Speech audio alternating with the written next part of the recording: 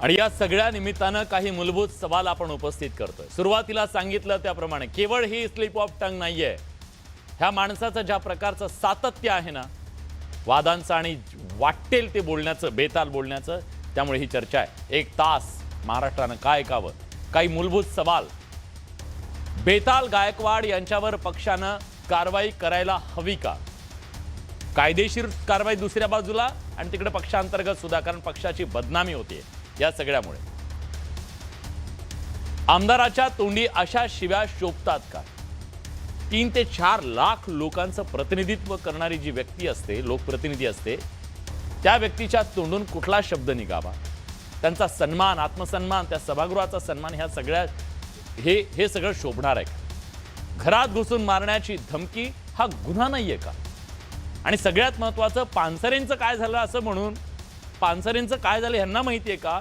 मग यांना त्या चौकशीमध्ये घेऊन यांचीही चौकशी त्या प्रकरणात केली पाहिजे का? हाही सवाल आहे। आणि त्या प्रकाशकाला घरात घुसण्याची धमकी, मारण्याची धमकी छत्रपतींच्या नावावर ही राजकीय दुकानदारी आहे का?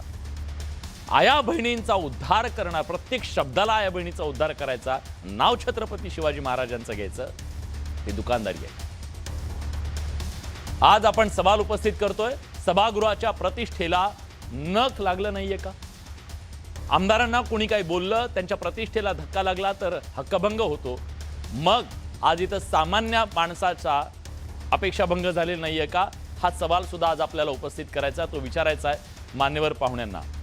पण ही चर्चा सुरू करण्याच्या पूर्वी मला एक गोष्ट दाखवायची आहे तुम्हाला। मुद्दाम आज जरा अभ्यासच केला ह्या सगळ्या गोष्टीचा, की ही काय प्रवृत्ती आहे, काय मनोवृत्ती आहे, हे समजून घेण्याच्या बद्दलचा हा विकार कुठून येतो। मी ती क्लिप तर दाखवू शकत नाही तुम्हाला, ऐकूही शकणार नाही तुम्ही, पण एक गोष्ट ह्याच्यातली, एक रेकॉर्ड गिनीज बुकमध्ये आतापर्यंत 1 मिनिटाला 4 शिव्या देण्याचा रेकॉर्ड होता, तर 1 मिनिटाला 4 पेक्षा जास्त शिव्या, 9 मिनिटात तब्बल 38 शिव्या देण्याचा विक्रम या माणसाने। कदाचित आता ते सर्टिफिकेट येईल आणि ते रेकॉर्ड जो आहे तो रेकॉर्ड बनवला म्हणून, आणि माहीत नाही कधी थांबणार आहे काय शिव्यांचं नोबेल। मी काल म्हणालो तसं संजय गायकवाडांचा हा जो महाप्रताप आहे, 9 मिनिटामध्ये 38 शिव्या देण्याच्या संदर्भातला, आणि अश्लाघ्य शिव्या, म्हणजे ते आपण एकही त्यातली उच्चारू शकत नाही। हे अशी ही महोदय मंडळी आहे, काय यांच्याबद्दल बोलावं? खरं तर त्यांनी येऊन बोलावं इथं, आम्हाला काय वाटतं, का दिल्या ह्या शिव्या, कुठल्या भावनेतून दिल्या, हे सांगायला हवं। पण शेवटपर्यंत हा बडे मुद्दे शो संपेपर्यंत आम्ही त्यांची वाट पाहतोय। साहेब या, तुमचा विचार ठेवा महाराष्ट्रासमोर। आपल्यासोबत या चर्चेत सहभागी होण्यासाठी राष्ट्रवादी काँग्रेसचे आमदार अमोल मिटकरी आहेत, स्वागत आहे तुमचं। आपल्यासोबत राजकीय विश्लेषक डॉक्टर विनय काटे आहेत, डॉक्टर स्वागत आहे तुमचंही। शिवव्याख्याते प्रशांत देशमुख आपल्यासोबत आहेत, नमस्कार प्रशांतजी तुमचंही स्वागत आहे। गोविंद पानसरे यांच्या कन्या स्मिता पानसरे आहेत, थोड्याच वेळात त्या जोडल्या जातील। आणि पुरोगामी विद्यार्थी संघटनेच्या अध्यक्षा साम्या कोदरे हे सुद्धा आपल्यासोबत जोडले गेलेले आहेत, तुमचं सुद्धा स्वागत आहे।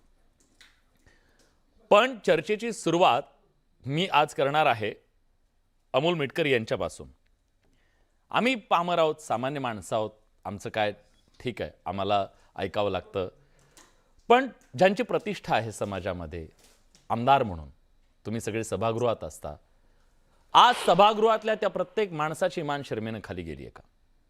दुःख झालंय का?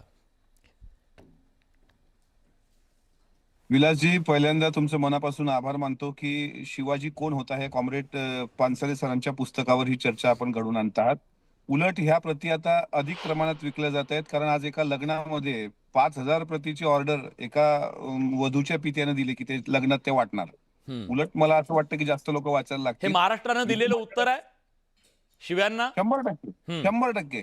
आणि ते चावडी वाचन पण होणार। आम्ही पण आज 500 पुस्तकं मी माझ्या गाडीत घेतलेली आहे ती, आणि मी वाटायला घेतलेली आहेत। माझं म्हणणं असं आहे की तुमचा मूळ प्रश्न जो आहे की महाराष्ट्राची मान ही शर्मेनं खाली गेलेली आहे का, तर याचं उत्तर मी क्लिअर सांगतो की याच्यामध्ये महाराष्ट्र विधिमंडळाचा सदस्य असेल, माझी फ्रेम सरळ येते ना? हो हो हो हो। महाराष्ट्र विधिमंडळाचा सदस्य या नात्यानं अशा प्रकारची भाषा, म्हणजे एक वेळ मी तुमचा तात्विक विरोध समजू शकतो, एक वेळ मी तुमचा राजकीय विरोध समजू शकतो, पण 1988 साली पानसरे सरांनी लिहिलेल्या पुस्तकाच्या शीर्षकावर आक्षेप घेतल्यानंतर त्या संबंधित प्रकाशकाच्या आई बहिणीबद्दल ज्या पद्धतीची भाषा वापरली गेली, ही महाराष्ट्र विधिमंडळाला निश्चितच शरमेनं मान खाली घालायला लावणारी आहे.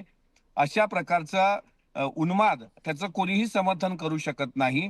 दुसरं असं आहे की त्यांना मुखपृष्ठावर आक्षेप नसेल कदाचित, पण या पुस्तकाचं जे मलपृष्ठ आहे, या मलपृष्ठावर छत्रपती शिवाजी महाराजांच्या सैन्यामधल्या मुस्लिम सैनिकांची जी काही यादी पानसरे सरांनी यामध्ये दिलेली आहे, त्यामध्ये शिवाजी महाराजांचा आरमाराचा प्रमुख, शिवाजीचा खास नौका, ही महत्वाची शिवाजी कोण होता हा एकेरीच त्यांना वाचेल. पक्षाचे प्रतिनिधी आहेत, त्या पक्षाचे दैवाने आपल्या महाराष्ट्राचं प्रबोधन सीताराम ठाकरेंनी 1926 ला दगलबाज शिवाजी आणि केलं होतं. तर मग त्या व्याख्यानाचे स्वतंत्र पुस्तक, त्यामध्ये सुद्धा शिवाजी महाराजांचा उल्लेख, बाज शिवाजी त्या पुस्तकाचा शीर्षक असं आहे. तिसरं एक उदाहरण जे आपण लहानपणा देख मुल्क आये हा था, गुलो की कोच ने तलवार वे बोला, पर्वत पे आज थी हर पत्थर का शोला था, और महादेव की था, वीर शिवाजी ने रखी थी लाज हमारे शान की, इस मिट्टी को तिलक करो ये धरती है बलिदान. हे कवी प्रतिभा शिवाजी आहे. आता जय भवानी कुठलाही माणूस असो, तो एकदा की त्याचं जय शिवाजी असं म्हणतो, मग इथं मर्द होण्याचा प्रश्न. एक पुस्तक वाचलं महाराष्ट्र मंडळाच्या लायब्ररीमध्ये, त्यांचं अटेंडन्स जर तुम्ही विलास केलं, त्यांचं दिसेल प्रोसिडिंग करतात, किती त्या ठिकाणी वाचन करतात, हे त्या आमदारांच्या एकंदरीत कार्यक्रम त्याच्यामुळं भाषेहूनच हा. तर त्यामुळं त्यांनी जे काही भाषा त्या ठिकाणी केलेली आहे, जो ऑडिओ व्हायरल झालेला आहे, आणि मी यांच्या संयमाची पण दाद देणार, जे या पुस्तकाचे प्रकाशक आहेत, हा डॉक्टर आंबी, माझ्या माहितीप्रमाणे आंबी साहेबांच्या, की त्यांनी अत्यंत संयमानं, आणि गायकवाडांचं नेम कुठं चुकलाय, गायकवाडांनी कोल्हापूरवर घाव घातलाय, थेट करवीरवर. त्याच्यामुळे कोल्हापूरची जनता जी आहे ती किती जागरूक आहे याचे पडसाद त्यांना दिसले, आणि त्यांनी शेवटी दिलगिरी व्यक्त केली. दिलगिरी व्यक्त काय करता तुम्ही? त्यांच्या आईंच्या बाबतीत जे काही बोललात ना, हे मी महाराष्ट्रात जो शिवाजी महाराजांना मानणारा असेल, आणि ह्याच पुस्तकामध्ये छत्रपती शिवाजी महाराजांनी दुसऱ्याच्या आईचा कसा सन्मान करावा हे एकदा वाचून घ्या ना. हे पुस्तक वाचल्याशिवाय तुम्हाला या पुस्तकाचं महत्व कळणार नाही. त्यामुळे मी लोकप्रतिनिधी म्हणून, महाराष्ट्र विधिमंडळाचा सदस्य म्हणून, आमच्या विधिमंडळाची मान शर्मेनं खाली गेलेली आहे हे निर्विवादपणे तुमच्या चॅनल समोर स्वीकारतो, आणि त्यांच्या वतीनं विधिमंडळाचा सदस्य या नात्यानं मी महाराष्ट्राची माफी मागतो की अशा प्रकारे कुठल्याही आमदारांनी भाषा करणं हे अत्यंत चुकीचं आहे. त्याचं कोणीही समर्थन करणार नाही. त्यांनी माफी नाही, त्यांच्यावर कायदेशीर कारवाई झाली पाहिजे, या मताचा मी आहे. तुम्ही एक चांगला खुलासा केला. महाराष्ट्राला अंदाज आला होता, पण तुम्ही थेट सांगितलं की 0% लायब्ररीमध्ये त्यांची उपस्थिती आहे. कदाचित ते पहिल्यांदाच वाचायला सुरुवात केली असेल, आणि सुरुवात करतानाच त्यांचं पहिलं कव्हर गेलं असेल, पुढचं वाचणं सोडून दिलं असेल, आणि कदाचित तिथूनच त्यांची क्रांतीची ही मशाल पेटली असू शकते. आता माहीत नाही, ते त्याचा तपास होईल तेव्हा सगळं महाराष्ट्राच्या समोर येईल.